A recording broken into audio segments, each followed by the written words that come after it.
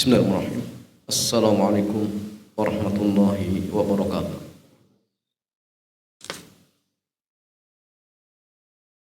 Alhamdulillahilladzi hamdan katsiran tayyiban mubarakan fih kama yuhibbu rabbuna wa yarda. Allahumma shalli wa sallim ala nabiyyina Muhammadin wa ala alihi wa sahbihi ajma'in. Amma ba'd. Ikhwan wa akhwati fillah, alhamdulillah di kesempatan malam hari ini Allah Subhanahu wa taala masih memudahkan kita untuk berkumpul di majlis yang sangat mulia ini, yaitu majlis Thalabul Ilmi.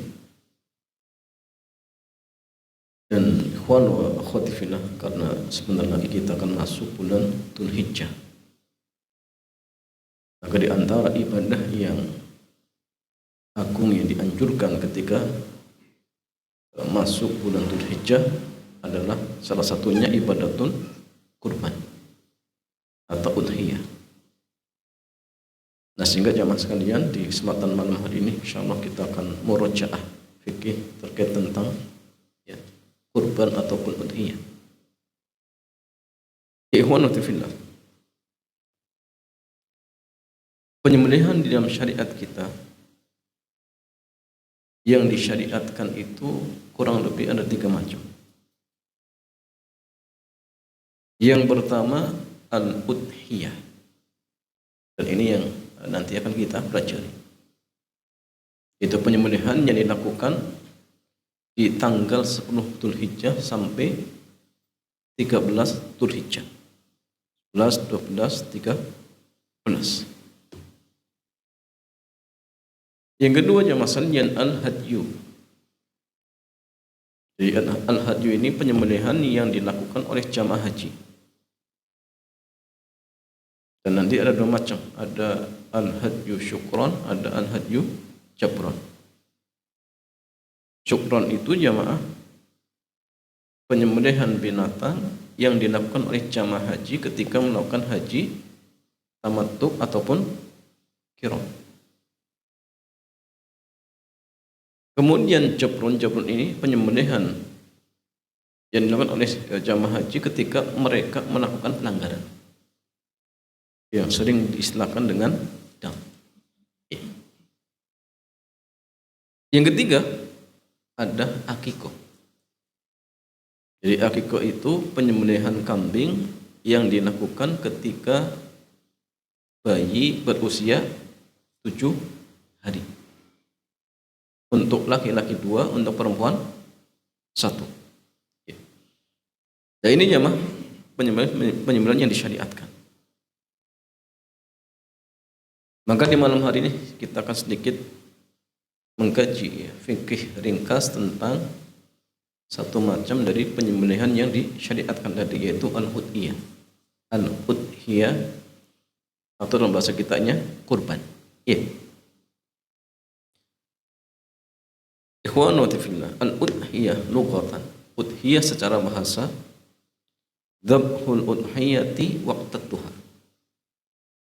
Penyembelihan binatang yang dilakukan di waktu duha. Di waktu duha itu waktu yang awal mulainya ketika matahari terbit, kemudian tunggu sekitar naik 1 tombak. Yaitu awal waktu duha. Dan udhiyah ini jamaah sekalian boleh disembelih ketika sudah matahari terbit kemudian naik sekitar 1 tombak. Setelah itu tunggu waktu yang cukup untuk mengerjakan 2 rakaat plus 2 khutbah. Setelah itu baru dibolehkan untuk menyembelih.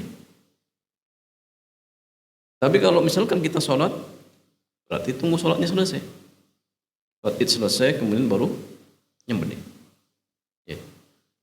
Maka inilah kenapa disebut dengan udhiyah, dari kata duha. Adapun secara istilah syar'i, maka udhiyah artinya mayut bahu minal ibili awil baqari awil ghanami awil ma'iz taqarruban ila Allah azza wa jalla yaumal id. Adapun udhiyah secara istilah syar'i artinya binatang yang disembelih baik berupa unta, kemudian sapi, kemudian gonam. Gonam itu kambing ya. Awin ma'is atau kambing biasa. Taqarruban ilallahi azza wa jalla yaumal id. Dalam rangka untuk mendekatkan diri kepada Allah di hari Id. Ya, tepatnya tanggal 10 sampai 13 Dzulhijjah. Dan ini yang disebut dengan udhiyah atau kurban.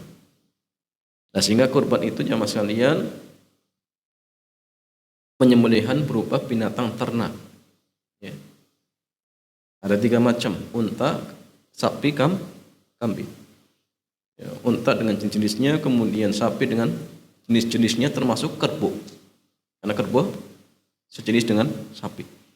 Kemudian kambing, ya dengan jenis-jenisnya. Dan tidak boleh kemudian jamaah seseorang berkurban selain dari 3 jenis ini. Nggak boleh. Walaupun harganya lebih mahal, walaupun dagingnya lebih banyak, tetap tidak dibolehkan. Kenapa? Karena yang dicontohkan cuma 3 jenis binatang ternak ini saja. Diganti dengan contohnya apa ya? Kuda, boleh tidak ya? Nggak boleh. Walaupun mungkin dagingnya lebih banyak, tetap nggak boleh. Atau mungkin diganti dengan 1000 ekor kelinci, sah tidak ya? Nggak sah. Kenapa? Karena yang dicontohkan hanya unta, sapi, kambing. Ya. Sehingga disinilah pentingnya beribadah itu mencontoh apa yang dicontohkan Nabi. Tidak hanya sekedar niat baik. Ustaz, yang penting kan niatnya baik. Maka ini belum cukup. Ya, coba saja kurban dengan apa? Seekor apa jamaah? Marmut. Sah jamaah? Enggak sah. Kenapa? Karena nggak dicontohkan oleh Nabi. Nggak dicontohkan. Jadi tidak hanya sekedar niat baik. Niat baik harus diiringi cara yang baik. Ya. Yang kemudian masalah ikhwan wa akhwati fillah, apa hukumnya? Hukumnya ya, para ulama kita berbeda pendapat. Ya. Jumhur ulama mereka mengatakan udhiyah itu hukumnya sunnatun muakkadah. Sunnah muakkadah itu artinya sunnah yang sangat ditekankan, bahkan hampir mendekati wajib. Dan ini pendapat mayoritas para ulama. Hujah mereka jamaah, ya, ketika memahami ayat, fasholli li rabbika wanhar, maka sholatlah karena Rabbmu dan sembelihlah kurban. Padahal di sini perintah. Al-aslu fil amri ujub. Hukum asal perintah itu menunjukkan hukum wajib. Sampai ada dalil memalingkan. Sehingga berubah menjadi sunnah. Kata jumhur ulama ada dalil memalingkan. Apa jemaah? Praktek ya, sahabat, kalau tidak salah Abu Bakar dan Umar. Jadi mereka sengaja nggak kurban. Apa tujuannya? Untuk menunjukkan kurban itu nggak wajib. Nah, ini di antara hujah ataupun alasan jumhur ulama. Ya, jadi ada seorang sahabat, kalau tidak salah Abu Bakar atau Umar, mereka sengaja tidak kurban untuk menunjukkan bahwa kurban itu hanya sunnah. Ya. Tetapi ikhwanu fillah, sebagian para ulama mereka berpendapat wajib. Bagi siapa? Bagi yang mampu. Bagi yang mampu. Apa hujah mereka? Hujah mereka sama. Ya, ayat tadi ya, fasholli li rabbika wanhar, salatlah karena Rabbmu dan sembelihlah kurban. Dan di sini bentuknya perintah fil amr. Hukum asal perintah itu menunjukkan hukum wajib. Dan kata mereka ya, tidak ada dalil memalingkan. Berarti ini kembali kepada hukum asalnya. Yang kedua, kata mereka justru yang ada dalil-dalil yang memperkuat. Ya, yang memperkuat apa? Hukum wajib. Di antaranya jamaah sekalian, athar dari Abu Hurairah di mana beliau pernah mengatakan, man kana lahu sa'atun wa lam yudhi fala yaqrabanna musallana. Barang siapa yang punya keluasan rezeki kemudian tidak mau berkurban, maka jangan dekat-dekat musolah kami. Ya ikhwan fillah. Ketika seseorang meninggalkan ibadah sunnah nggak diancam. Ini ada orang nggak kurban, dia mampu, maka diancam. Sehingga kalau ibadah ini sunnah, maka tidak mungkin ya, tidak mungkin. Karena orang yang meninggal ibadah sunnah tidak diancam. Orang nggak tuha, apakah diancam? Tidak diancam. Orang tidak tahajud, apakah diancam? Tidak. Kenapa sunnah? Ini orang mampu kemudian nggak kurban diancam. Jangan dekat musola kami. Berarti kalau kurban tidak wajib itu nggak mungkin. Nah, sehingga pendapat yang mengatakan wajib ini nampak lebih kuat dan lebih hati-hati. Bagi siapa? Bagi yang mampu. Bagi yang mampu. Apalagi jamaah sekalian dalam sebuah hadis diriwayatkan oleh Imam Bukhari dan Muslim dari Anas bin Malik di mana beliau pernah mengatakan ya, bahwasanya Nabi jamaah anna Nabi sallallahu doha bikabsyaini. Jadi Nabi itu beliau pernah nyembelih atau berkurban dengan 2 kambing kibas. Amlahaini yang memiliki warna hitam dan putih. Maka ini diantara ciri khas kambing yang dikurbankan Nabi, memiliki warna hitam dan putih. Aqronaini, bertanduk. Nah, ini isyarat hewan kurban itu apa? Jantan. Ya. Dzabahahu biyadih, beliau menyembelih dengan tangannya sendiri.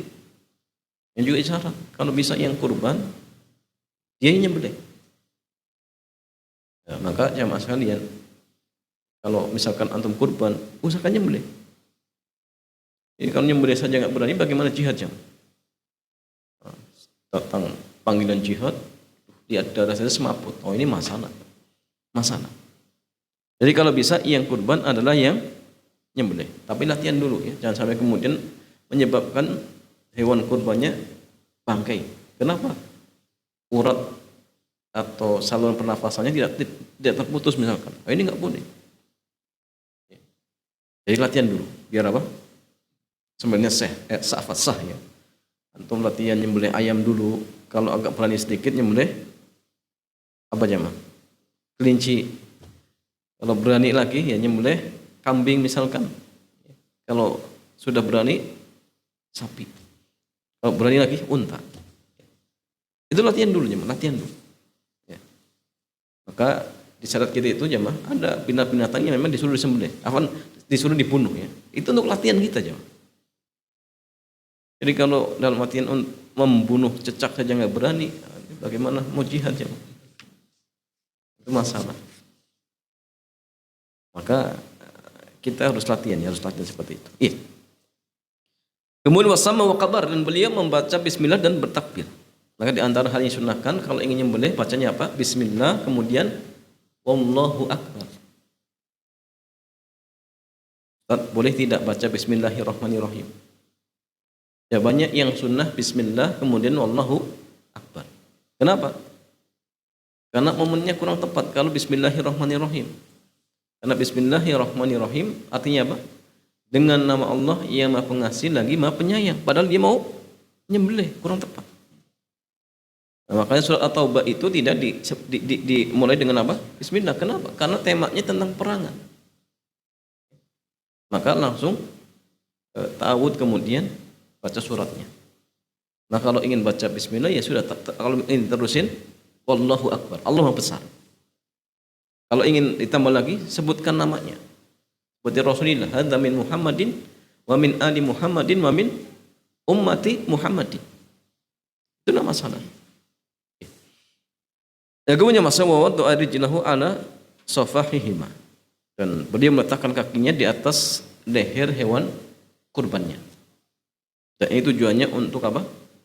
Untuk memudahkan, bukan dalam artian untuk mendolimi ya, injak sampai nggak bisa nafas, itu nggak boleh. Kalau matinya karena nggak bisa nafas, bangkai jemaah. Nah, sehingga diinjak hanya sekedar apa? Untuk memudahkan penyembelihan agar hewan itu tidak banyak bergerak. Itu tujuannya. Nah, karena kita jemaah ketika menyembelih pun disuruh berbuat ihsan.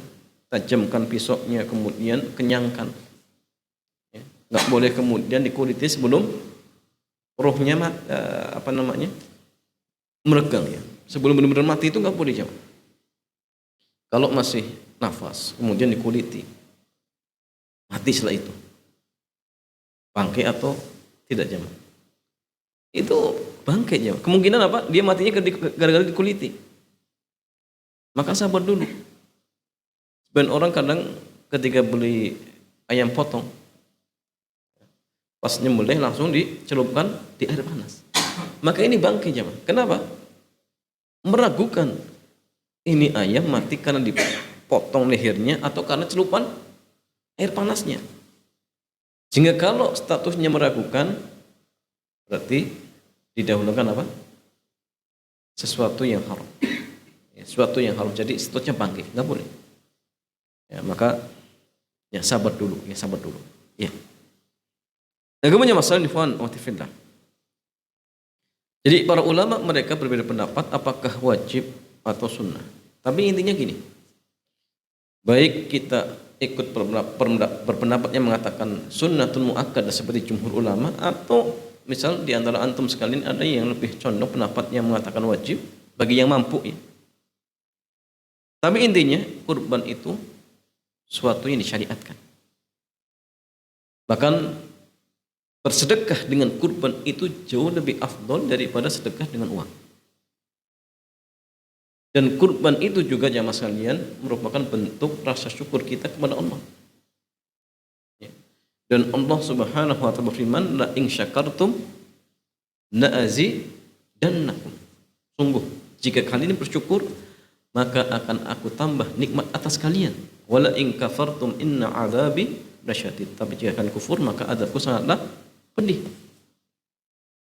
Maka misalkan jemaah, tahun ini kita diberikan kemampuan untuk berkurban. Kemudian berkurban. Ya.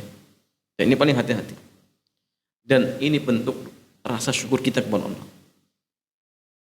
Maka mungkin tahun depan ya, yang tahun ini mungkin hanya kurban 1 ekor kambing, tapi karena syukur kepada Allah, mungkin tahun depan Allah mudahkan rezeki kita, akhirnya bisa berkurban dengan apa? Sapi. Kemudian kurban lagi, mungkin bisa 2 ekor sapi, karena semakin mudah rezekinya. Kurban lagi, mungkin bisa apa? Bisa unta. Kenapa? Karena bisa naik haji plus. Kenapa? Rezekinya datang, ya, apa? Melimpah ruah. Gara-gara kurban tadi. Mungkin ya. Tapi kalaupun tidak, ya mungkin diberikan apa? Berkah. Gajinya tetap sama, tapi berkahnya bertambah. Nah, ini penting ya. Artinya apa? Usahakan berkurban. Kalau memang kita punya kemampuan. Karena ini bentuk syukur kita kepada Allah Subhanahu wa taala. Begitu pula sebaliknya, kalau misalkan ada seorang yang diberikan kemampuan oleh Allah untuk berkurban di tahun ini, tapi dia pilih nggak kurban, maka ikhwan wa fillah, ya, dikhawatirkan orang seperti ini jamaah, dikhawatirkan ya, termasuk bentuk kufur nikmat. Dan Allah ya, berfirman, wala in kafartum inna azabi lasyadid. Ya, inna azabi, sungguhnya azabku sangat pedih. Maka ketika Allah jamaah sekalian mengadab seorang hamba karena nggak syukur dengan nikmat harta, mungkin dicabut fisiknya langsung, mungkin dicabut berkahnya, mungkin. Sehingga yang tahun ini aslinya dia bisa berkurban tapi tidak mau berkurban, mungkin saja tahun depan Allah benar-benar jadikan dia apa? Fakir miskin, bahkan sampai minta-minta.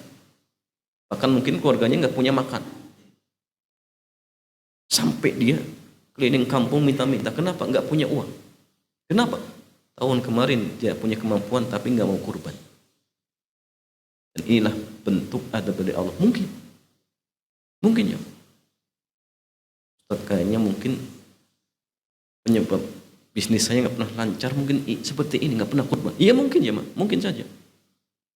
Nah, kurban. Bagi yang mampu maka usahakan berkurban. Usahakan. Dan ini bisa menjadi sebab ya, dilancarkannya rezeki seorang hamba dan diberikannya keberkahan. Nah, ini penting. Ya. Agamanya masalah ikhwan wa akhwati fillah. Syurut mas'uliyatin udhiyah. Syarat disyariatkannya berkurban. Tusanul udhiyatu fi haqqi man wujidat fihi syurutul atiyah. Disunahkan untuk berkurban bagi orang yang terpenuhi syarat-syarat berikut. Yang pertama al-Islam. Berarti dia harus orang muslim. Karena kalau non muslim, walaupun dia niat kurban misalkan, maka statusnya tidak sah. Tapi hanya dianggap hadiah biasa. Tapi bukan dianggap kurban. Kenapa? Karena kurban itu ibadah, sehingga harus pelakunya seorang muslim. Kemudian masalah yang kedua al-bulugh, balik, wal aqlu, dan berakal. Dan yang ketiga al-istita'ah, mampu. Dan mampu itu jamaah standarnya gini. Seseorang yang di tanggal 10, 11, 12, 13 Dzulhijjah dia sudah punya bahan makanan pokok yang bisa dimakan oleh dirinya dan orang-orang yang wajib dinafkahi. Kemudian tersisa uang, yang sisa uang ini cukup untuk membeli 1 ekor kambing. Kalau kambing ada yang harganya 2 juta dan ini sudah apa? Istilahnya sah. Berarti dia sudah mampu. Maka silakan kurban. Silakan berkurban. Jangan tunggu nanti enggak. Tapi segeralah berkurban. Barangkali dengan kurban tersebut Allah memudahkan rezekinya. Ini penting. Bagaimana masalah ini? Ikhwan wa akhwati fillah. Ma tajuzu al-udhiyatu bihi. Suatu yang dibolehkan untuk dikurbankan, atau maksudnya binatang yang dibolehkan untuk dikurbankan. La tasihul udhiyatu illa an takuna min. Jadi udhiyah itu tidaklah sah kecuali kalau ia berupa pertama al-ibn, unta. Yang kedua al-baqar, sapi. Yang ketiga al-ghanam wa minhun ma'is.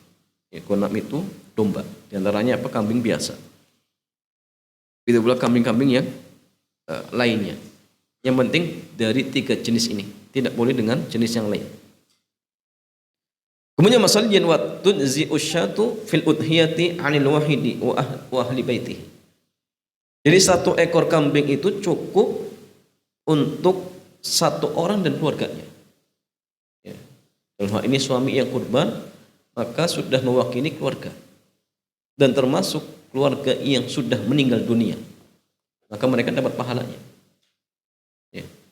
Tapi nanti yang tidak boleh potong kuku dan potong rambut ya hanya yang berkurban. Dalam hal ini suami. Dalam hal ini apa? Suami, seperti itu. Ya. Dalilnya sebuah hadis dari Abu Ayyub radhiyallahu taala anhu, beliau mengatakan kana rajulu fi ahli Rasulillah dahulu, ya, seseorang di zaman Rasulullah berkurban dengan 1 ekor kambing untuk dirinya dan keluarganya. Fayakuluna wa yut'imun, dan mereka makan dari hewan atau dari daging hewan kurbannya dan memberikan makan kepada orang lain. Kemudian wa yajuzu at-tadhiyatu bil ba'iri wal baqari al wahidah an sab'ah. Dibolehkan berkurban dengan 1 ekor sapi dan 1 ekor unta. 1 ekor unta dan 1 ekor sapi, ya, untuk 7 orang. Nah, ini dibolehkan.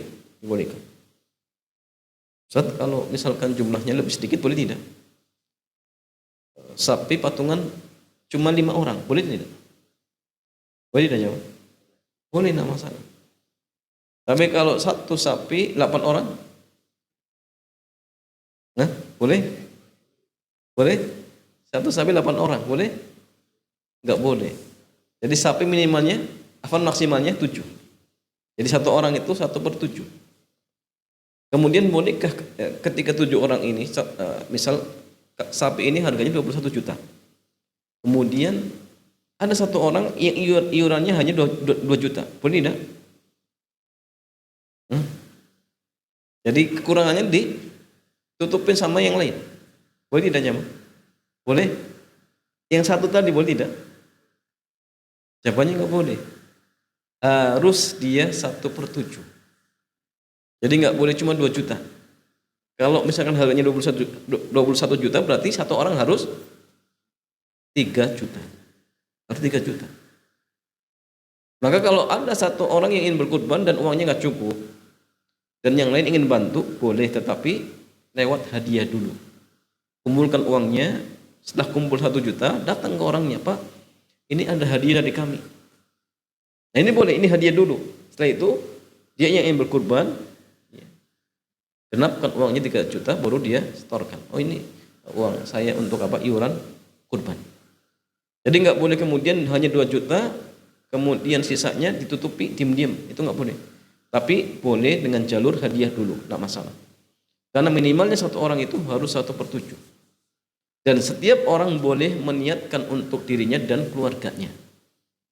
Jadi kalau 7 orang ini masing-masing meniatkan untuk keluarganya, ya silahkan, tidak masalah. Tidak masalah, diperbolehkan. Boleh tidak masalah yang dari 7 orang ini, yang 5 ingin niatnya kurban, yang 2 niatnya ingin dapat dagingnya, boleh tidak? Karena ternyata yang 2 ini pedagang bakso. Jadi dia ikut patungan 1/7, tujuannya apa? Ya ingin dagingnya saja, enggak niat kurban, boleh tidak? Hah? Boleh tidak jamaah? Boleh? Enggak boleh? Ya? Enggak boleh. Jawabannya boleh. Cuma yang sah hanya yang 5. Yang 2 ya hanya 9 biasa. Silakan diambil dagingnya, kemudian dijual, boleh, nama sama. Yang penting ini satu orang itu tidak boleh kurang dari 1/7. Perkara kemudian ada yang niatnya bukan kurban, itu sah saja. Cuma yang niat tidak kurban, ya dia dapat apa? Dagingnya saja. Kurbannya enggak dianggap. Kenapa? Karena enggak niat kurban. Karena enggak niat kurban. Jadi agar sah kurbannya harus niat. Harus niat. Ya, kemudian masalah ini, wa akhwati fillah. Asy-syurut al-mu'tabarah fil udhiyati. Syarat yang teranggap di dalam hewan kurban. Ya. Yang pertama terkait tentang umur. Al-ibilu wa yushtaratu an yakuna qad akmala 5 sinin.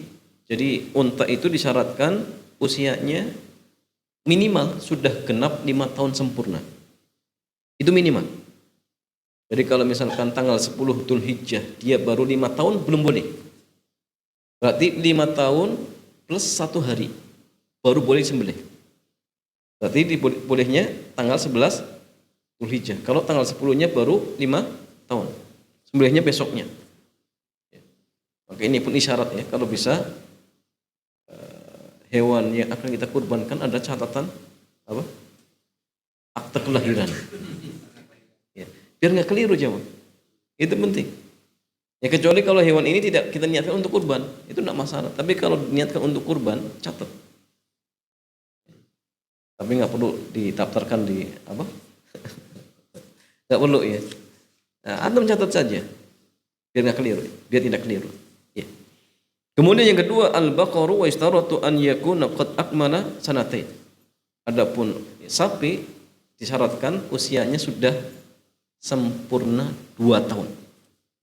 Ya. Jadi 2 tahun sempurna, artinya kalau tanggal 10 Dzulhijjah baru 2 tahun, berarti belum boleh. Besok paginya baru boleh. Ya. Jadi 2 tahun plus 1 hari. Kemudian jamaah sekalian, al-ma'iz, kambing biasa disyaratkan sudah berusia 1 tahun sempurna. 1 tahun plus 1 hari. Ya. Kemudian jamaah sekalian, ad-do'nu. Do'nu itu apa? Domba. Dan domba itu ada keringanan. 6 bulan sudah boleh. 6 bulan plus 1 hari sudah dibolehkan. Tapi kalau kambing biasa, kambing kacangan misalkan, harus 1 tahun. Harus 1 tahun seperti itu. Kemudian masalah yang berikutnya as-salamah. Jadi hewan tersebut harus selamat dari aib, cacat. Yustaratu fil ibili wal baqari wal ghanam.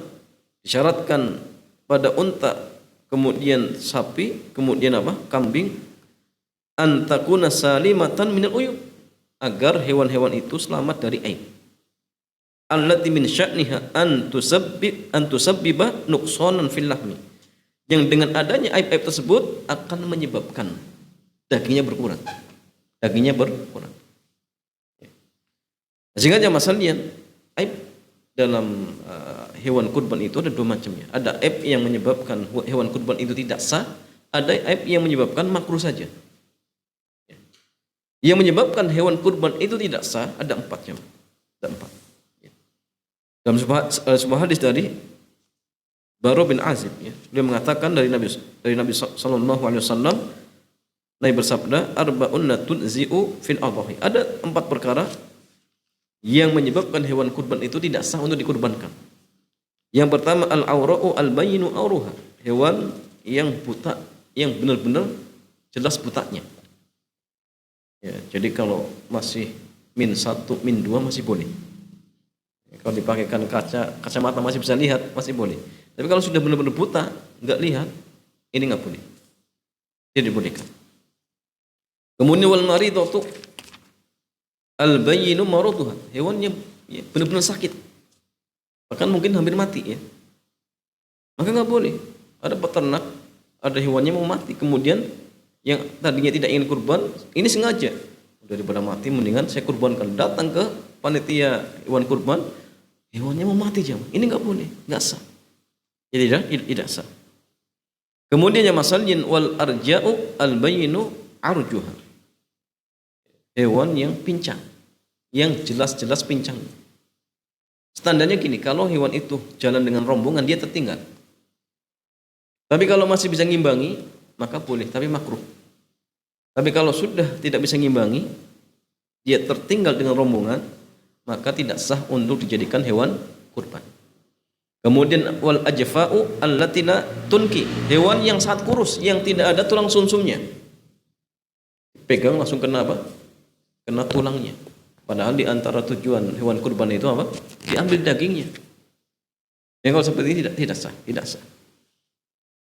Kemudian masalahnya, kalau seandainya misalkan munculnya cacat ini setelah hewan kurban itu disembelih, setelah hewan kurban itu dibeli, apakah kemudian boleh tetap dilanjutkan untuk dikurbankan? Boleh tidak? Contoh gini, pincang, bahkan patah.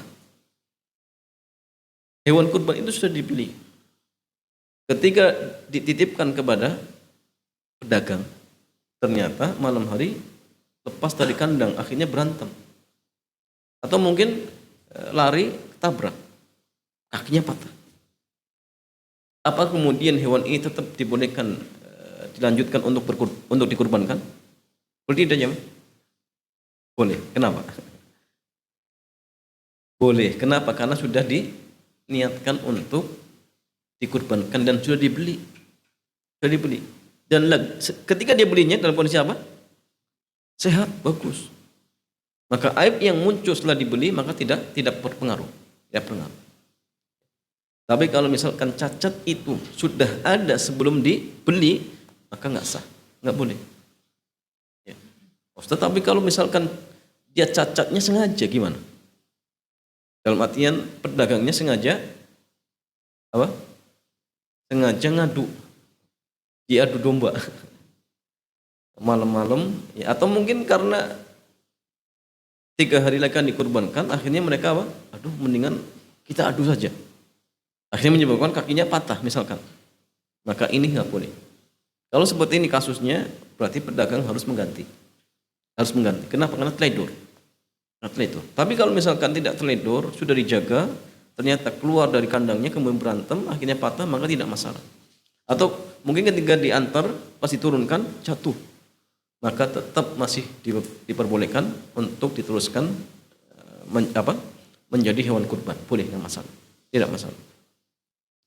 Kemudian masalahnya, kapan waktunya? Yabtadi'u waktuha min ba'di sholatil Id. Jadi waktu penyembelihan itu setelah selesai sholat Id. Adapun bagi yang tidak sholat, maka tadi ya, tunggu naik tombak, kemudian tunggu waktu yang cukup untuk mengerjakan 2 rakaat plus 2 khutbah. Ya, kalau sudah waktu yang tadi ya cukup untuk mengerjakan hal-hal tadi, maka sudah dibolehkan untuk berkurban. Tapi kalau baru terbit maka nggak boleh, ya, tidak diperbolehkan. Nah, kemudian masalahnya apa yang harus dilakukan ketika seorang ingin berkurban? Atau apa yang dilakukan bagi orang yang ingin berkurban? Tidak harus ya. Yusannu lil mudhahi an yakula min udhiyati. Disunahkan bagi orang yang ingin berkurban untuk memakan dari daging hewan kurbannya. Kemudian menghadiahkan kepada kerabat-kerabatnya, tetangga-tetangganya, teman-temannya, dan mensedekahkan untuk orang-orang fakir. Sehingga sunnah dibagi tiga. Sepertiga untuk dirinya, sepertiga untuk dihadiahkan, sepertiga untuk apa? Untuk sedekah. Ya, fuqara wal masakin. Kemudian wa yajuzu ittikharu luhumil adhi ba'da salasati ayyam. Dibolehkan menyimpan daging hewan kurban setelah 3 hari, boleh. Dulu pernah dilarang. Dan itu ada kasusnya, ada sebabnya. Apa sebabnya? Jamaah sekalian? Ketika itu Madinah paceklik. Sehingga Nabi melarang untuk menyimpan, apa tujuannya? Agar dibagikan. Ya, karena mungkin ada sebagian yang tidak mendapatkan daging. Ya. Tapi setelah itu dibolehkan, tidak masalah.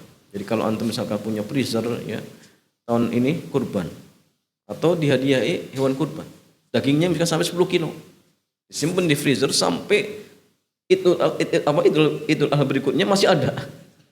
Misalkan, maka tidak masalah. Tidak masalah selagi tidak berbahaya ya. Kalau berbahaya jangan. Ya, tapi kalau misalkan masih bagus dagingnya, boleh, tidak masalah. Ya tidak masalah. Kemudian masalah apa yang diwajibkan bagi orang yang ingin berkurban ketika masuk ya, bulan Dzulhijjah. Idza dakhalat asyru Dzulhijjah. Ketika sudah masuk 10 ya, awal bulan Dzulhijjah.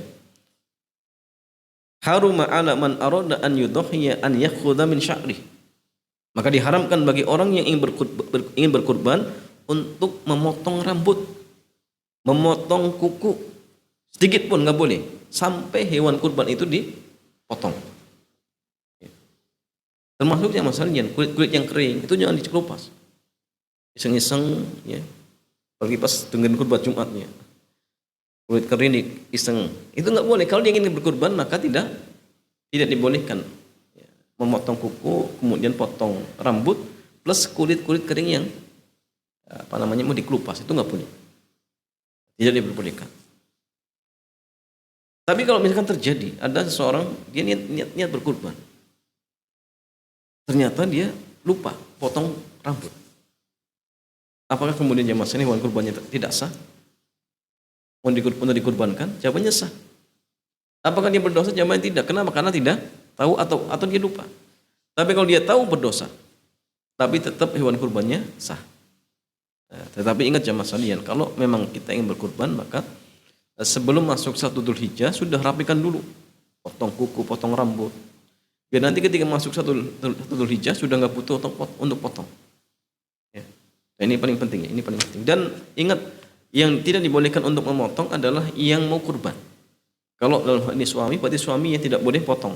Adapun istri dan anak-anaknya yang hanya diniatkan saja, maka tetap masih dibolehkan untuk potong rambut dan potong kuku seperti itu. Begitu saja masalah, ada beberapa transaksi yang perlu diingatkan, yang terkhusus untuk panitia misalkan. Tidak boleh panitia menjual kulit hewan kurban. Ya, kecuali apa? Kecuali kalau mudhahi sudah menghadiahkan. Yang berkurban sudah menghadiahkan, maka silakan, tidak masalah. Ya. Kemudian tidak boleh mengupah tukang jagal dengan daging. Oh, ini upahnya ya. Itu nggak boleh. Kenapa? Karena dianggap mengurangi harga hewan kurban. Sedangkan hewan kurban itu sudah dihadiahkan kepada Allah. Jangankan hadiah untuk Allah, hadiah sama kita saja masalah nggak boleh diambil. Ini apalagi hadiah sudah diberikan kepada Allah, kemudian diambil, nggak boleh. Karena kewajiban yang mengupah tukang jagal itu ya sahibul kurban, bukan diambilkan dari dagingnya. Atau mungkin karena dia seorang penjual bakso, akhirnya apa? Pas dia ngambil sepertiga, dibuatlah bakso dijual. Itu nggak boleh. Kalau dimakan boleh, tapi kalau dijual lagi nggak boleh, karena dianggap mengurangi harga hewan kurban. Ya, maka tidak sah kalau misalkan apa? Dagingnya dijual, itu nggak boleh. Tidak diperbolehkan. Itu pula ingat tidak boleh transaksi di masjid ya. Kalau kebetulan panitia juga jual hewan kurban, maka ingat jangan transaksinya di masjid. Karena jual beli di masjid tidak dibolehkan. Nah, kemudian panitia juga tidak boleh apa aja ngambil untung kalau statusnya sebagai wakil mudhahi. Kecuali kalau panitia dia jual hewan kurban itu beda. Itu silahkan, tidak masalah. Tapi kalau dia hanya wakil, maka setiap keuntungan yang muncul dari hewan kurban itu kembali kepada mudhahi, bukan kembali kepada wakil. Tapi milik siapa? Orang yang berkurban, seperti itu. Ya. Itu pula ya, tidak boleh ya. Apa namanya jamaah sekalian? Menjual apa?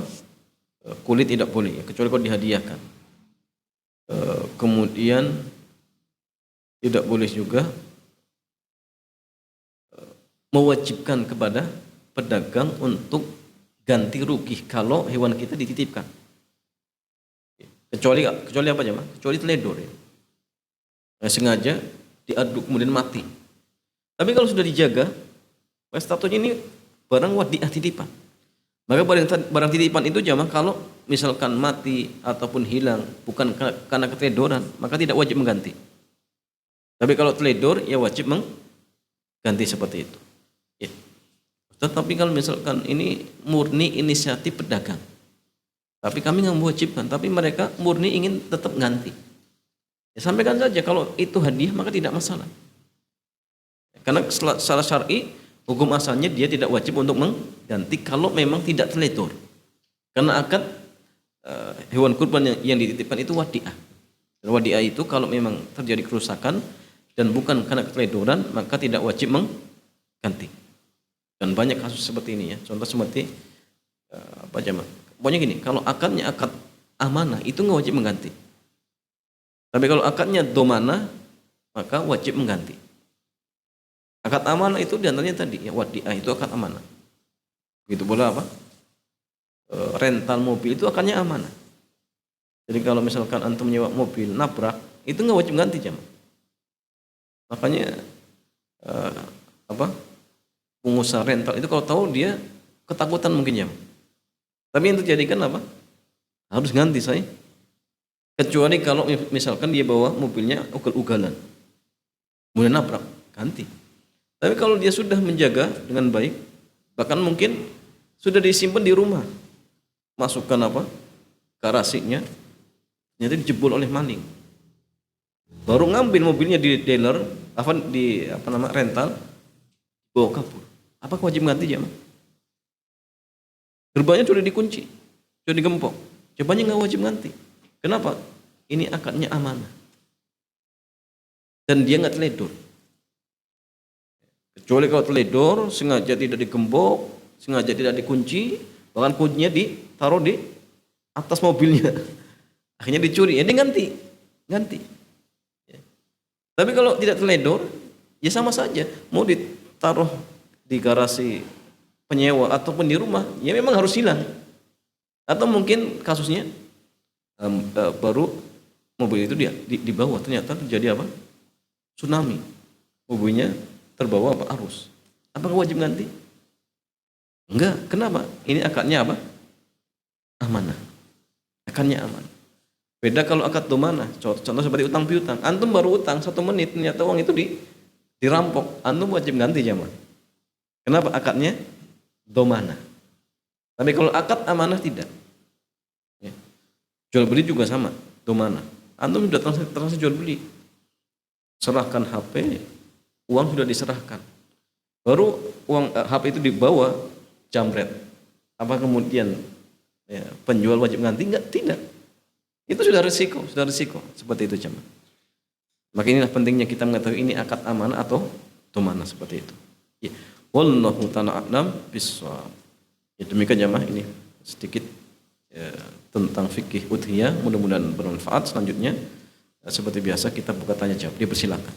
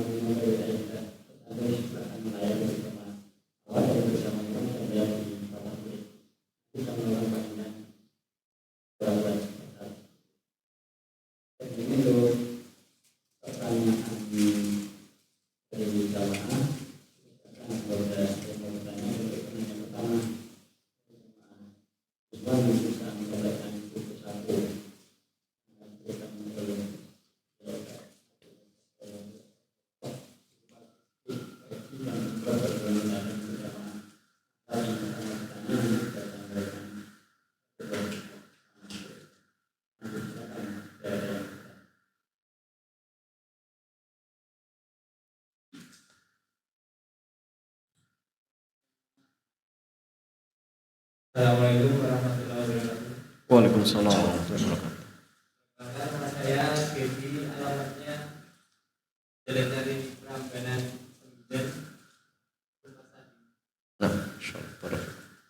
Dan saya lebih afdal mana berkorban seperti sapi atau berkorban kambing. Nah, Yang kedua, saya mau bertanya, anak saya masih berumur 9 tahun, meminta untuk berkorban dengan uang tabungannya.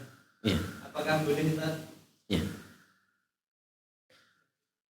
Ya, Waalaikumsalam warahmatullahi wabarakatuh. Ya jemaah sekalian, mana kurban yang afdal?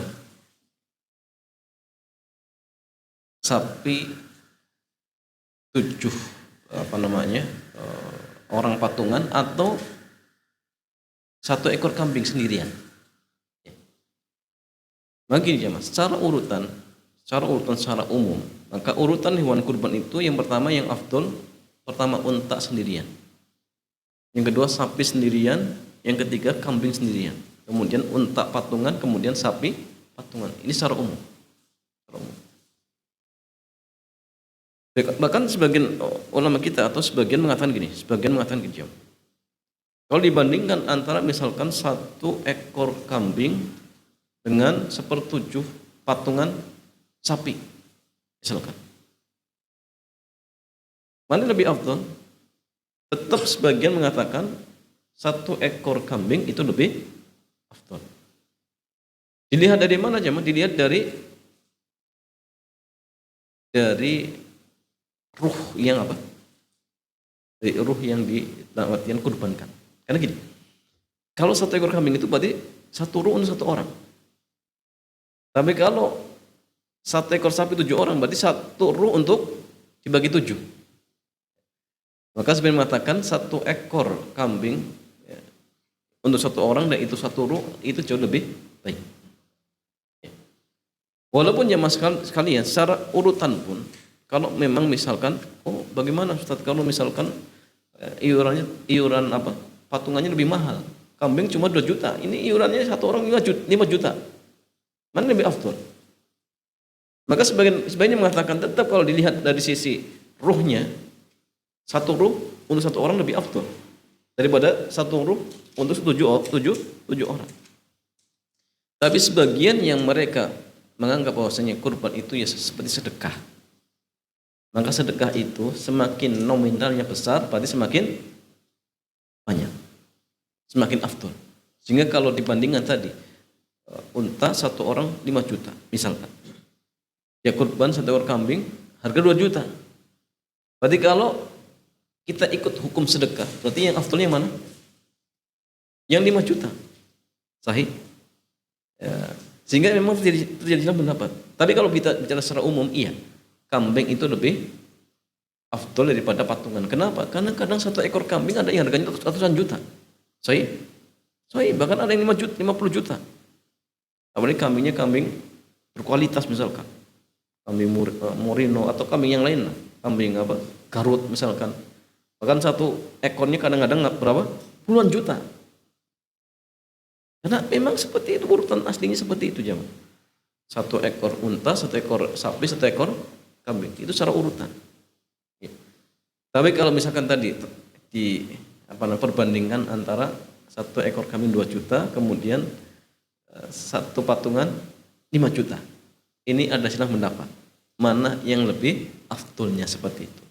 Yang melihat dari ruh tetap kambing lebih afdol, yang melihat dari sisi sedekah maka yang lebih banyak lebih afdol. Tapi ala kulli hal, siapapun apapun yang dikurbankan, kalau memang kita berkurban, maka ini bentuk syukur kita kepada Allah. Ya. Mau antum pilih 1 ekor kambing ataupun kemudian kemudian patungan, itu tidak masalah. Tapi kalau memang jamaah bicara secara umum, wallahu alam, 1 ekor kambing lebih afdol seperti itu. Ya. Ini yang pertama. Yang kedua jamaah sekalian terkait tentang seorang anak jamaah yang dia ingin berkurban dengan uang tabungannya. Usianya baru 9 tahun dan belum balik. Ya. Jawabannya, kalau kita melihat tadi di sini, syaratnya apa jamaah? Syurutu masru'iyatil udhiyah. Ini ada syarat sah, ada syarat apa? Dalam artian wajib atau sunnah. Kalau jumhur mengatakan sunnatul muakkadah. Makanya gini, istitoah itu syarat. Syarat apa jemaah?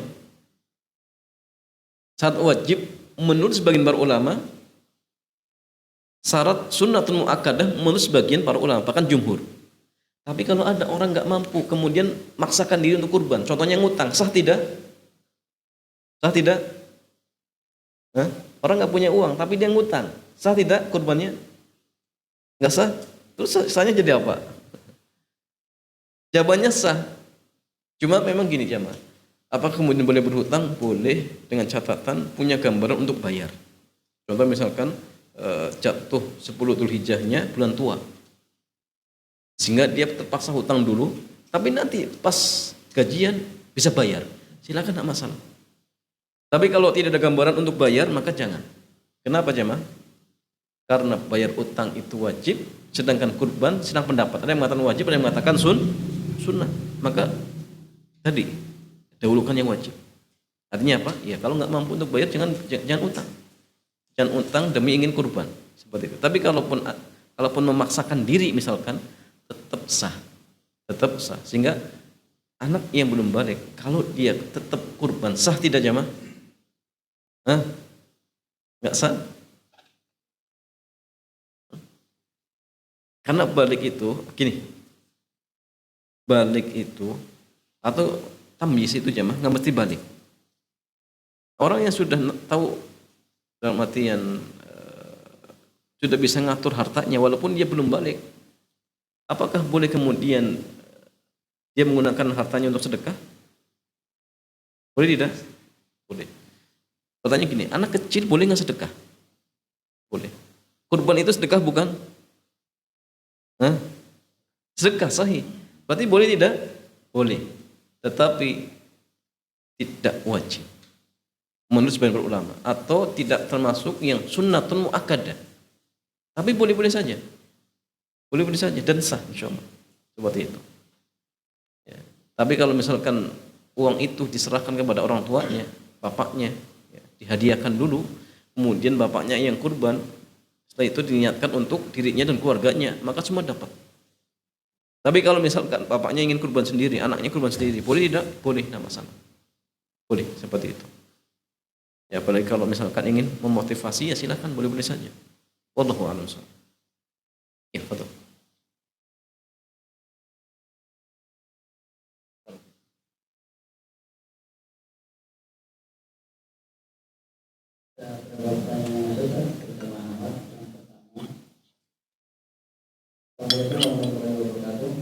Assalamualaikum. Awan izin bertanya, apakah boleh panitia korban mengambil korban sepenuhnya untuk dimasak lalu dimakankan bersama para panitia? Kurang atas jawabannya. Ini pertanyaan dari Ibu Anggun Ribut, nanti untuk sebetulnya tidak tahu yang oleh bapaknya. Iya. Dijawab, bolehkah panitia kurban mengambil daging untuk dimasak dan dimakan oleh panitia itu sendiri? Boleh dijawab? Boleh tidak? Boleh. Kalau statusnya hadiah saja. Tapi kalau statusnya upah dari apa? Dari mudhahi, ini nggak boleh. Kenapa? Karena kalau upah itu bisa mengurangi harga hewan kurban. Tapi kalau statusnya dalam artian ini hadiah, kalau karena misalkan mereka yang ngurus apa? Hewan kurbannya, sehingga butuh untuk makan-makan, dan ini statusnya hadiah, bukan upah ya, bukan upah. Sampaikan baik-baik kepada panitia, ini bukan upah. Kalau upah nggak boleh jamaah. Upahnya nanti makan dagingnya, ini nggak boleh ya. Upahnya nanti bagiannya lebih daripada warga pada umumnya, ini nggak boleh. Tapi kalau statusnya hadiah, maka dibolehkan. Sehingga dari awal harus diperjelas. Panitia boleh ngambil dagingnya, statusnya itu hadiah saja. Dan dalam hal ini panitia status sebagai apa? Wakil. Wakil itu seperti pemilik. Sebagaimana pemilik boleh mengambil sepertiga bagian, ya, Maka wakil pun boleh tidak jamaah kalau diizinkan oleh pemilik boleh. Kecuali kalau pemilik tidak mengizinkan, ya jangan. Tapi kalau pemilik mengizinkan maka silakan, tidak masalah. Tidak masalah. Ya. Tapi ingat statusnya bukan upah tetapi hanya hadiah seperti itu. Wallahu taala a'lam.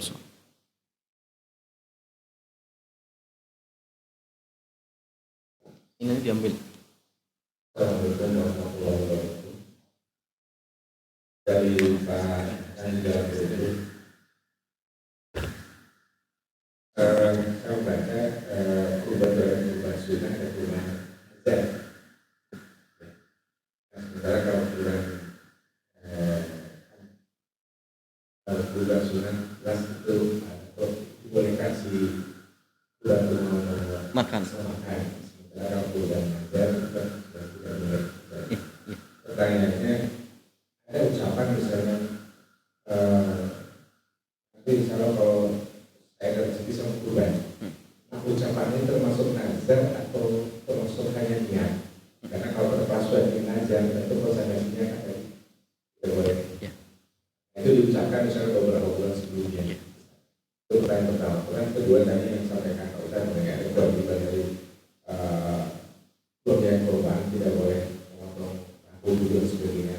Saya pernah mendengar itu katanya itu sebuah semacam biasa sebenarnya itu boleh saja kecuali yang dimaksud adalah orang kurban yang tidak berpotong sehingga mengurangi kebutuhan dari atau kebersihan atau sebagainya. Itu berarti apa betul atau tidak gitu ya? Masih tidak. Waalaikumsalam. Iya, jamaah sekalian, ada pertanyaan pertama. Ketika seorang dia mengatakan saya ingin berkurban, apakah ini nadar? Ya, kalau saya punya rezeki saya ingin kurban, ini hanya niat baik. Ya, nadar itu dengan ucapan saya bernadar kalau punya uang akan kurban. Nah, berarti ini apa? Nadar. Atau ini mewajibkan, kalau saya punya saya harus kurban, itu bisa nadar. Karena nadar itu ilzam mukallafin nafsahu, seorang mukallaf mewajibkan berdirinya untuk melakukan sesuatu karena Allah yang hukum asalnya nggak wajib. Ya, maka kurban itu misal ikut pendapatnya mengatakan tidak wajib, berarti boleh. Tapi kalau ikut pendapatnya yang wajib, maka nadar itu nggak sah pada perkara yang wajib. Seperti itu. Tapi tadi yang diucapkan itu hanya niat baik. Niat baik. Tapi gini jemaah, kalau misalkan ada orang bernadar, bolehkah kemudian dia makan dagingnya? Boleh tidak jemaah? Makan daging hewan nadar, boleh tidak? Dilihat nadarnya untuk siapa dulu. Misal contoh gini, saya bernadar ingin menyembelih kambing untuk orang-orang fakir, berarti nggak boleh makan. Kenapa? Karena daging ini diniatkan nadarnya untuk orang fakir. Selain orang fakir nggak boleh. Nggak boleh. Jadi tergantung niat nadarnya untuk siapa. Jelas? Kalau dia nadarnya misalnya gini, saya bernadar ingin menyembelih kambing agar dimakan anak-anak saya, boleh tidak dimakan anak-anak saya? Atau agar dimakan oleh saya, boleh tidak? Boleh, tidak masalah. Karena nadar itu tergantung niatnya nanti untuk siapa. Kalau nadarnya misalkan, oh ini nyembelihnya nadarnya untuk tetangga, ya berarti tetangga saja yang boleh makan, dia nggak boleh makan. Kenapa? Karena diniatkan untuk orang tertentu. Tapi kalau umum berarti boleh, tidak masalah. Seperti itu. Ini yang pertanyaan kedua tadi apa tadi?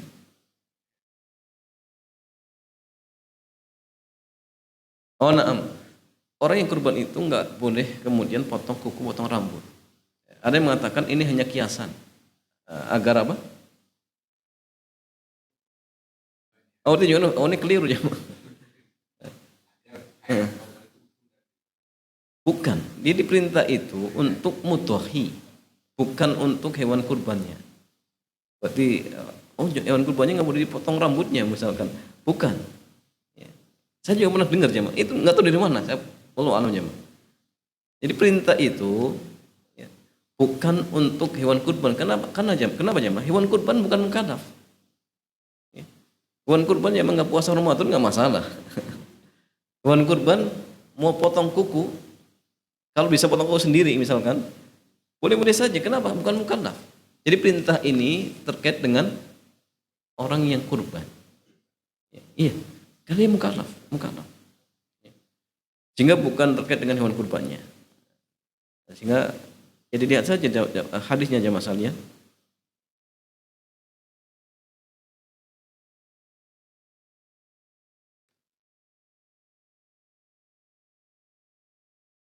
Idza dakhala al-ashru wa indahu udhiyah. Apabila telah masuk 10 hari pertama di bulan Dzulhijjah dan dia punya hewan kurban yang ingin dikurbankan, maka jangan dia mengambil atau memotong rambut. Bukan rambut hewan kurbannya dia. Nah, jadi dia sendiri ya. Wala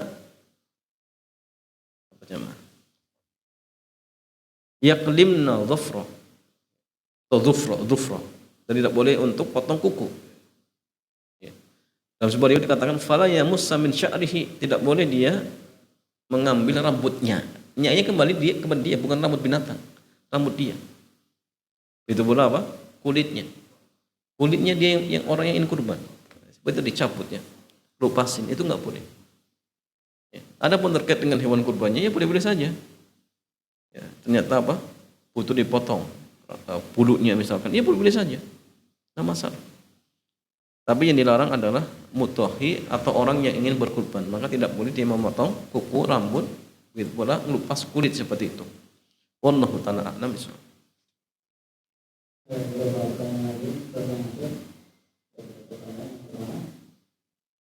Kalau uang kurban beli sapi ada sisanya, uang itu berapa? Kalau apa? Kalau uang kurban beli sapi ada sisanya, Ya. uang itu diapakan? Kalau beli hewan kurban sapi kemudian ada sisanya itu untuk siapa? Kalau ini panitia kemudian ada sisanya, maka sisa ini milik orang yang berkurban. Maka sampaikan kepada mereka, Pak, ini ternyata sapinya dapat yang harganya misal 20 juta, padahal di edarannya berapa? 23 juta. Berarti ada sisa 3 juta. Maka 3 juta itu milik mudhahi. Maka sampaikan kepada mereka, kasihkan. Kembalikan. Kecuali kalau sudah dikhabarkan kemudian mudhahi mengatakan, "Oh, itu sisanya silakan panitia ambil saja." Itu hadiah, enggak masalah.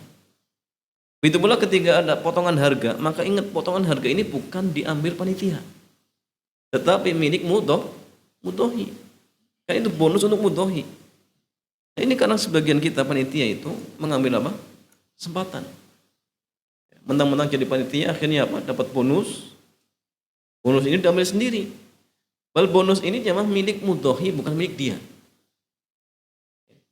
Maka kalau jadi panitia, jadilah panitia yang amanah. Jadi panitia yang amanah.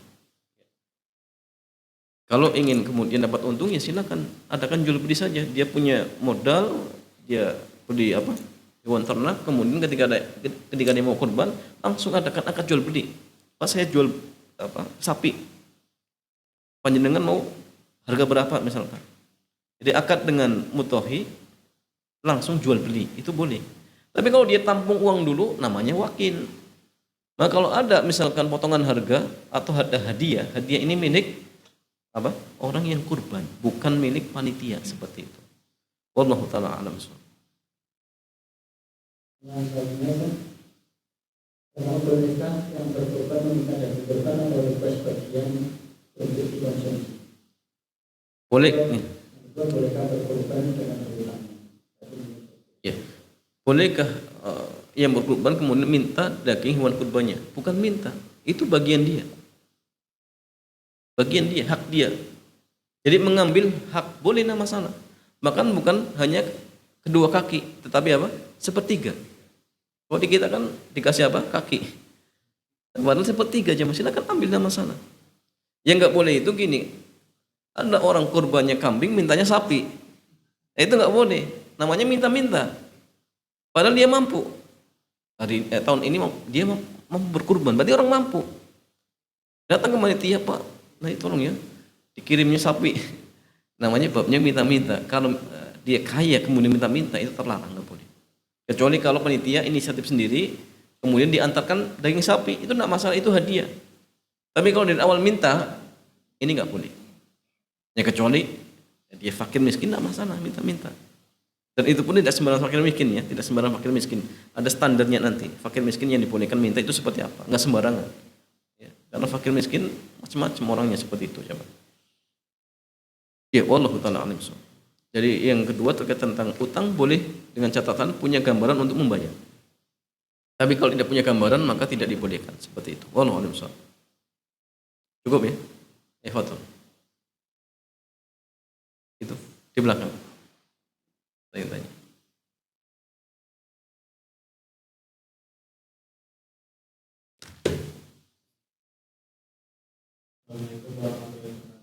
Assalamualaikum warahmatullahi wabarakatuh. Yang harus kita lakukan ketika kita yang kita rasa musibah itu luar kemampuan kita, di luar porsi kita. Fokus kita terhadap Allah SWT. Terus yang kedua, jika kita kena musibah dan sebagai bentuk rasa syukur kepada Allah, maka lebih baik sekalian kita berkorban saja atau bagaimana Ustaz? Assalamualaikum warahmatullahi wabarakatuh. Iya, jamaah sekalian, ketika seorang kena musibah, maka yang pertama yang sangat penting untuk dilakukan adalah sabar. Dia harus sabar dulu. Karena kondisi seorang muslim atau mukmin, dia akan senantiasa baik dalam situasi dan kondisi apapun. Saran cuma dua. Syukur ketika dapat nikmat, sabar ketika apa? Kena musibah.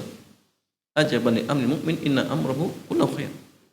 Wa laysa dzaka li ahadin illa lil mu'min. Jadi sungguh ajaib urusan seorang mukmin, semuanya baik dan tidak pernah didapatkan semua itu kecuali bagi seorang mukmin. Artinya dua tadi. Dapat nikmat syukur, dapat musibah sabar. Ini yang pertama. Yang kedua jamaah sekalian, wajib bagi dia untuk husnudzon. Apa jemaah? Berbaik sangka kepada Allah. Wa asa an takrahu syai'an fa huwa khairun lakum. Ya. Terkadang seseorang itu jemaah menganggap itu buruk bagi dirinya. Ternyata menurut Allah itu baik buat dia. Dan kita nggak tahu. Maka pentingnya husnudzon itu di sini. Ya. Mungkin jemaah sekalian, menurut kita ini musibah. Tapi menurut Allah mungkin apa? Apa jemaah? Ya mungkin dalam artian bisa ujian ya. Bisa ujian. Atau ada hal baik yang kita mungkin belum tahu, ada hikmah di balik itu. Maka pentingnya husnul itu. Oh barangkali Allah menghendaki yang lain. Oh barangkali Allah menginginkan yang ini. Pokoknya cari sesuatu yang positif. Jangan carinya negatif. Oh jangan-jangan karena ini. Oh jangan. Kemudian jamaah sekalian, musibah yang Allah berikan kepada kita itu terkadang jamaah, kalau misal kita termasuk orang-orang yang suka berbuat maksiat, misalkan, maka di antara salah satu fungsinya adalah untuk menghapuskan perbuatan dosa. Bahkan Nabi mengatakan, duri yang diinjak pun akan menjadi penghapus dosa yang kita lakukan. Itu penting. Kemudian yang berikutnya jamaah, ketika kita kena musibah seperti itu, maka harus introspeksi diri lagi. Oh jangan-jangan selama ini kurang ibadahnya, selama ini banyak maksiatnya. Sehingga setelah muhasabah misalkan, maka kedepannya harus diperbaiki kondisinya. Terutama hubungan dia dengan Allah. Itu paling penting. Kemudian jamaah, ketika dia kena musibah, jangan lari kepada selain Allah. Tapi larilah kepada Allah Subhanahu wa taala dengan berdoa, meminta, kemudian di antara yang disyariatkan carilah pertolongan dengan apa? Salat. Itu penting jemaah. Nabi jemaah sekalian, ketika dalam kondisi tidak dalam artian rehat, datang meminta kepada Bilal, ya Bilal, arihna bisalat. Ya Bilal, istirahatlah kami dengan apa? Istirahatlah kami dengan salat. Itu Rasulullah jemaah. Wasta'inu bis sabri was salat. Carilah pertolongan dengan sabar dan salat. Ini kadang-kadang jarang jemaah. Kita selalu mengandalkan kemampuan kita, datang ke psikiater psikologi, psikiater dan lain sebagainya. Kita jarang minta pertolongan dengan sholat, datang ke masjid, nangis, minta pertolongan Allah. Bahkan ini pertolongan yang masya Allah jamaah sekalian tidak bisa diberikan oleh makhluk. Maka dekatkan dengan Allah, dekatkan dengan rumah-rumah Allah, perbanyak ibadahnya, seperti itu. Ya kemudian jamaah sekalian, di antara mungkin solusi agar tidak suudzonnya ketika kena musibah seperti itu, maka hendaklah lihat orang-orang yang mungkin jauh di bawah kita. Ya, kita kena seperti ini. Tapi mungkin jemaah banyak orang yang mungkin jauh lebih parah. Seperti kisah Abu Kilabah. Anda mungkin pernah dengar ya. Abu Kilabah itu seorang ulama besar jemaah. Beliau meninggalnya di padang pasir sendirian, ditemani oleh satu musafir. Dan itu pun kisahnya apa? Kisahnya ketika ada seorang musafir kehabisan ongkos, kehabisan bekal, berada di tengah padang pasir. Dia cari-cari bantuan, nggak dapat. Ternyata setelah berkeliling sana kemari dapatkan satu tenda. Satu tenda cuma. Pas dekati ternyata ada seorang kakek sudah tidak bisa bergerak. Ya, matanya buta, kedua tangannya buntung, kedua kakinya buntung. Dia nggak tahu, seorang ulama nggak tahu. Awalnya ingin minta bantuan. Ya, ternyata yang dilihat seorang kakek yang sudah tidak bisa tidak bisa bergerak, tapi masih hidup. Dilihat mulutnya bergerak dan mulutnya selalu memuji Allah. Bahkan di antara lafaz pujian itu dia memuji Allah yang telah memberikan nikmat kepadanya dibandingkan makhluk-makhluk yang lain. Padahal lihat posisinya apa? Serba kekurangan, tapi memuji dirinya, memuji Allah yang telah memberikan nikmat kepada dirinya yang tidak diberikan kepada seluruh makhluk. Masya Allah. Sampai dia takjub. Akhirnya dia bertanya tentang keadaannya, kemudian menawarkan bantuan. Akhirnya Abu Kilabah ini menyampaikan bahwa dia masih punya satu anak, dan ini masih kecil. Yang selama ini cari makan dia, anaknya. Tapi kata Abu Kilabah, sudah 3 hari nggak pulang, sehingga minta tolong dicarikan.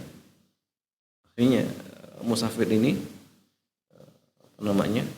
berusaha untuk mencari, nggak kunjung didapatkan. Ternyata dari kejauhan ada sekerumunan binatang buas. Pas dekati, ternyata jenazah dari anak tersebut. Bayangkan, dia bingung. Bagaimana cara menceritakannya, bayangkan. Yang selama ini tersisa, jadi punya anak banyak tapi semuanya mati. Tersisa satu, dan ternyata juga mati. Akhirnya dia pikir-pikir bagaimana cara menceritakannya. Dia teringat kisah Nabi Ayub. Ditanya, "Wahai Syekh, tahukah Nabi Ayub?" Karena kan dia seorang ulama, dia belum tahu. Ini saya tahu bagaimana ujian yang Allah timpakan kepada Nabi Ayub. Oh, Nabi Ayub itu orang yang sangat sabar. Diberikan anak semuanya mati, ini dan macam-macam. Akhirnya pelan-pelan, "Wahai Syekh, anakmu sekarang sudah diambil oleh Allah Subhanahu wa taala." Akhirnya dia nangis. Terus tapi mulutnya dikit sampai meninggal. Akhirnya setelah meninggal dia mau ngurus jenazahnya karena mungkin sendiri nggak bisa. Ada serombongan musafir itu bisa ditutupin jam. Tapi yang lain pengen tahu ini jenazahnya siapa. Ternyata pas dibuka, oh mereka kaget. Dia itu seorang ulama besar. Dia menyendiri. Ya. Abu Kilabah. Bayangkan itu seorang ulama besar. Tapi intinya gini, dalam kondisi yang serba kekurangan tetap mulutnya memuji Allah. Maka kita pun sama aja. Dalam musibah apapun tetap basahi lidah kita untuk memuji Allah. Karena ingat jemaah, musibah yang menimpa kita jauh lebih ringan daripada yang menimpa para nabi. Nah, sehingga yang tadi ditanyakan, antum sabar, ya. Kemudian dekatkan dirinya kepada Allah, banyak doa, ya barangkali mungkin ada hikmah yang lain seperti itu. Ya. Kemudian apakah kemudian solusinya dengan kurban? Ya Ya selagi niatnya benar, ingin kurban, niat karena Allah, jangan kemudian pelarian ya. Oh, ini daripada ini saya kurban saja. Tetap niatkan Allah. Barangkali dengan kurban akan memberikan apa? Solusi seperti itu. Tapi tetap perbaiki niat, kemudian apa namanya? Ya, usahakan berkurban dengan kemampuan, sesuai dengan kemampuan seperti itu. Wallahu ta'ala a'lam bishawab. Ya, terakhir ya. Pertanyaannya. Ini yang gede ini pertanyaannya harus besar ini. Ya, pertanyaan pertama jemaah.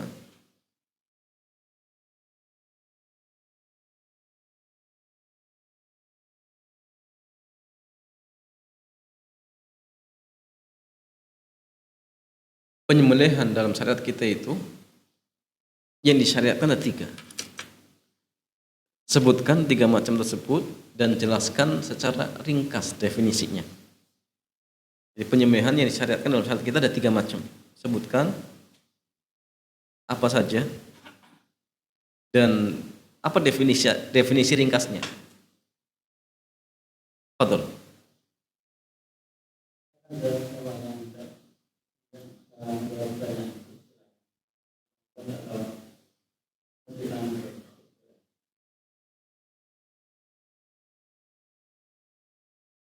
Fadhol jemaah.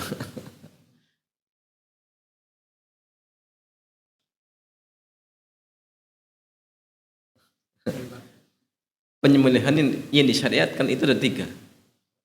Penyembelihan yang disyariatkan ada 3 macam. Fadhol. Fadhol. Penyembelihan yang 3 itu mungkin dari penyembelihan ilmiah kurban Udhiyah kan 10 dan 13 sampai 13 Dzulhijjah. Dua itu penyembelihan kurban yang dilakukan oleh penyembelihan Ya, al-hadyu ada 2 ya. Hadyu apa? Yang jamaah haji itu ada 2. Hadyu syukron dan jabron. Syukron itu dilakukan oleh jamaah haji yang melakukan haji tamattu dan qiran. Tapi kalau jabron bagi jamaah haji yang melakukan pelanggaran yang sering disebut dengan dam seperti itu. Ya, fadhol.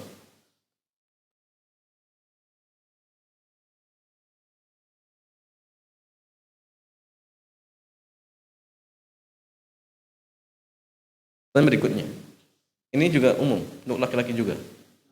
Siapa saja boleh jawab.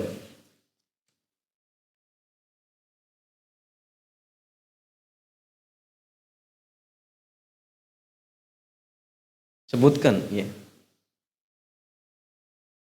Syarat yang teranggap untuk hewan kurban dari sisi umur. Fadhol.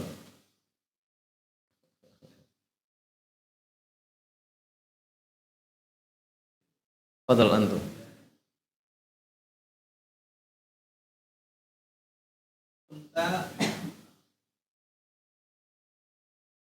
unta umur lebih dari 5 tahun 5 tahun sempurna, lebih 1 hari.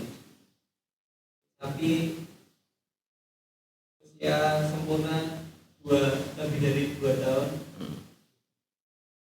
Untuk kambing biasa usia sempurna lebih dari 1 tahun. Untuk domba Boleh 6. boleh 6 bulan. Jadi unta 5 tahun sempurna itu harus nyembelihnya tapi besok harinya. Kalau sapi 2 tahun sempurna. Kalau kambing 1 tahun sempurna. Tapi nyembelihnya besok harinya seperti itu. Tapi harus 10, harus sempurnanya tadi 5, 2, 1 tahun atau 6 bulan untuk domba seperti itu. Ya, foto. Ini kami ingatkan kembali bersama akhwat yang sudah bertanya, sudah dipersilakan bersama panggilan melalui WA. Ada pertanyaan.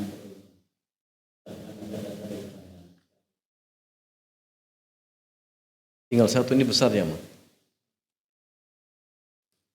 Berarti pertanyaannya harus juga besar.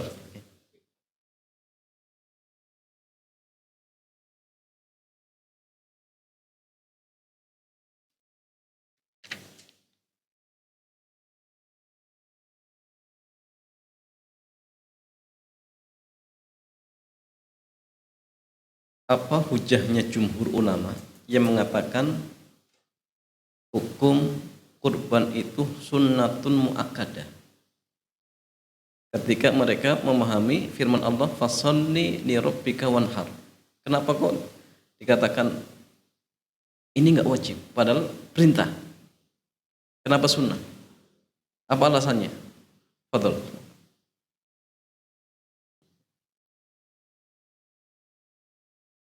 Ini lumayan besar. Yang akhwat atau belum jelas pertanyaannya? Apa hujahnya jumhur yang mengatakan hukum kurban itu sunnatun muakkadah? Padahal ayatnya berupa perintah. Fasholli li rabbika wanhar. Asal perintah itu wajib, tapi kenapa jumhur mengatakan sunnah? Betul.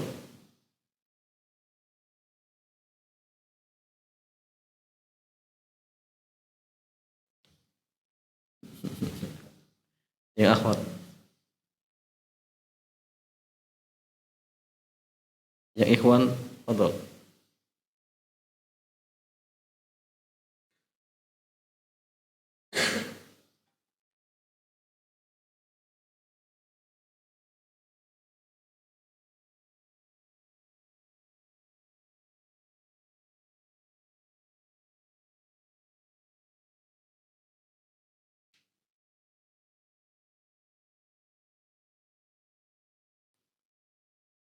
Gak ada yang jawab?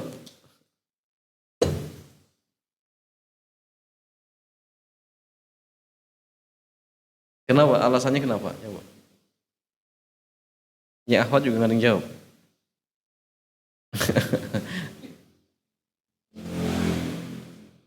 Dirubah, pertanyaan dirubah. Jawabannya gampang. Karena Umar dan Abu Bakar sengaja tidak berkurban untuk menunjukkan apa? Kurban itu nggak wajib. Ya. Jadi praktek Umar dan Abu Bakar sengaja tidak berkurban. Ya. Dan ini yang memalingkan hukum wajib tersebut.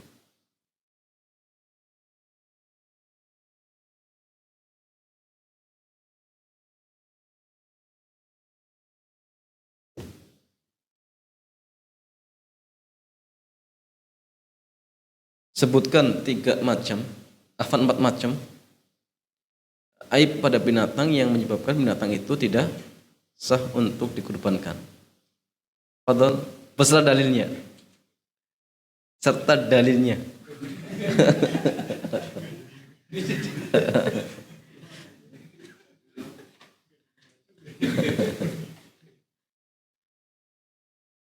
Kalau nggak ada ya sudah, sebutan saja aibnya. Fadhol.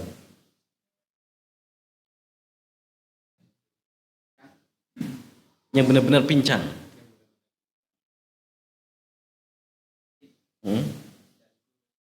Dan kurus. Sakit benar-benar sakit, kemudian kurus sampai tidak ada tulang sumsumnya. Ya fadhol.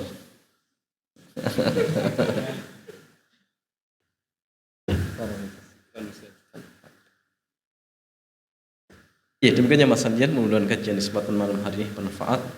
Ya, mudah-mudahan tahun ini jamaah Allah memberikan rezeki kepada kita sehingga bisa berkurban, dan mudah-mudahan kurban kita bisa menjadi sebab Allah memberikan keberkahan dan kelancaran kepada rezeki kita dan rezeki keluarga kita. Demikian jamaah, mudah-mudahan bermanfaat. Kita tutup. Subhanakallahumma wa bihamdik, asyhadu an la ilaha illa anta, astaghfiruka wa atubu ilaik.